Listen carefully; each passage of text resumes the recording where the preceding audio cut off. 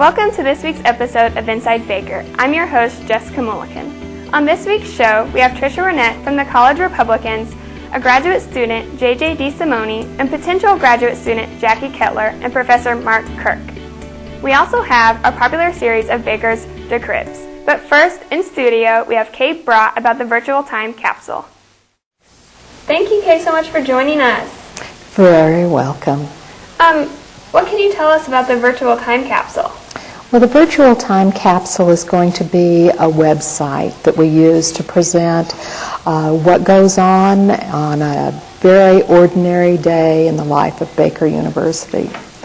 We've chosen November 8th. It seemed like a pretty typical day, and so that's our target date. Okay, can you tell us who's involved in the process?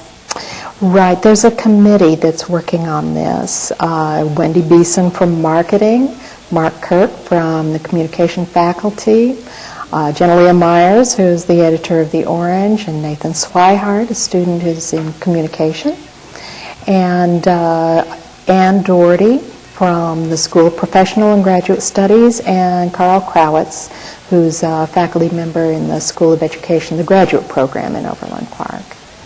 Can you tell us a little bit of how the virtual time capsule idea came about?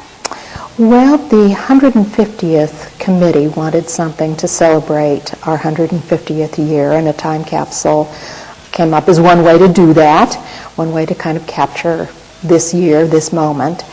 And as we were talking about it, it seemed that, gosh, we're just starting on the 21st century, the second millennium.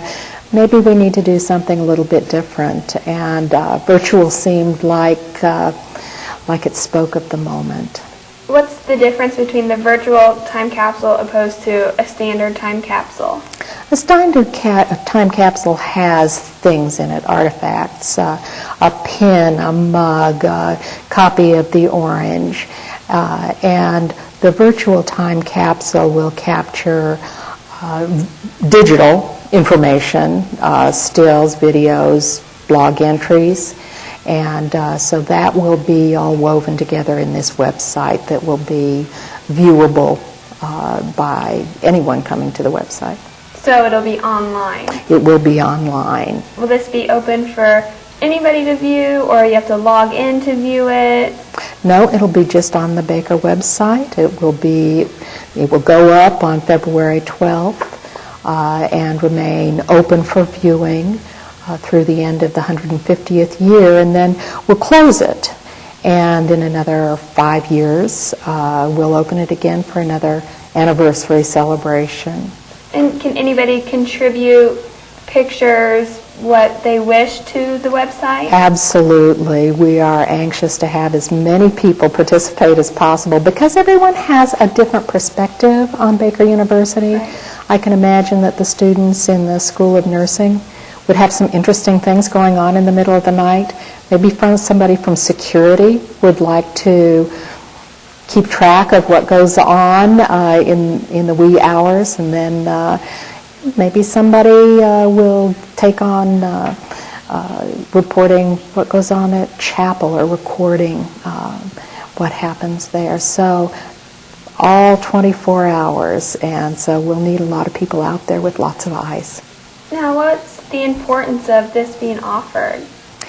Well, you know, we've been around for 150 years, and at this moment, our 150th year moment, it's important to record for future generations what it is that our lives were like on a very ordinary day.